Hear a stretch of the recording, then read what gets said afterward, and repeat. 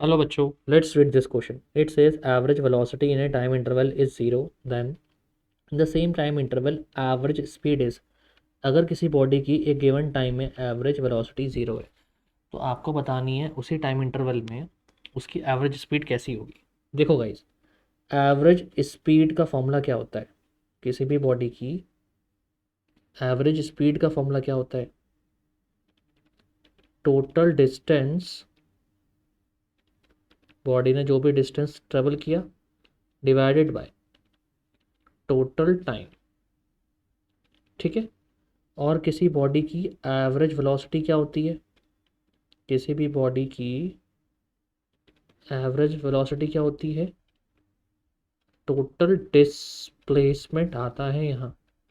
यहाँ क्या आता है? Total displacement upon total time. ठीक है जी। अब सुनो, एवरेज वेलोसिटी ज़ीरो है तो गाइस एवरेज वेलोसिटी किसी भी बॉडी की जो एवरेज वेलोसिटी है वो कब कब ज़ीरो हो सकती है? देखो, दो कंडीशन है। या तो बॉडी का डिस्प्लेसमेंट ज़ीरो हो, जो केस वन लेके चलते हैं इसको हम। केस वन क्या हो सकता है? या तो बॉडी का डिस्प्लेसमेंट ज़ीरो हो। ठीक है। अब डिस्प्लेसमेंट ज़ीरो कब हो सकता है? देखो, अगर कोई बॉडी सर्कुलर ट्रिप में है, मतलब किसी बॉडी ने अगर ए से स्टार्ट किया और घूम फिर के बॉडी ए पे आ गई, इसका मतलब उसका डिस्प्लेसमेंट ज़ीरो है। लेकिन क्या उसका डिस्टेंस ज़ीरो होगा? नहीं, बॉडी का डिस्टेंस तो ज़ीरो नहीं है। इसका मतलब क्या है? इस केस में उस बॉडी की एवरेज स्पीड ज़ीरो नहीं होगी। डिस्प्लेसमेंट ज़ीरो है मतलब एवरेज वेलोसिटी ज़ीरो है, लेकिन एवरेज स्पीड ज़ीरो नहीं है क्योंकि डिस्टेंस ज़ीरो नहीं है। राइट। दूसरा केस क्या बन सकता है कि बॉडी क्या हो? अगर कोई बॉडी रेस्ट पे ही हो, बॉडी मूव नहीं कर रही, तो भाई अगर कोई बॉडी मोशन में नहीं है तो उसका डिस्टेंस और डिस्प्लेसमेंट दोनों ही ज़ीरो है।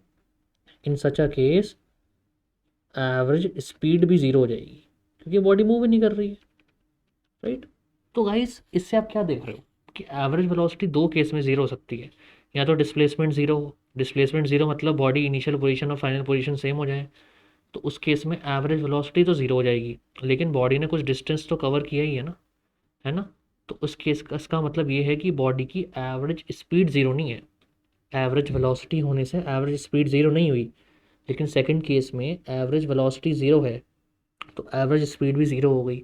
इसका मतलब एवरेज स्पीड ज़ीरो हो भी सकती है और नहीं भी। ऐसा नेसेसरी नहीं है कि एवरेज वेलोसिटी ज़ीरो होने से एवरेज स्पीड ज़ीरो हो भी सकती है और नहीं भी हो सकती है। ठीक है। आई बात समझ? अब बताओ, मस्ट भी ज़ीरो? नहीं, कंडीशन नहीं है भाई, ऑलवेज या मस्ट नहीं होगी। मे भी ज़ीरो, ज़ीरो हो सकती है। ठीक है। नेगेटिव नेगेटिव तो हो ही नहीं सकती, एवरेज स्पीड को नेगेटिव तो हो नहीं सकती। इसका मतलब इट मे और मे नॉट बी ज़ीरो।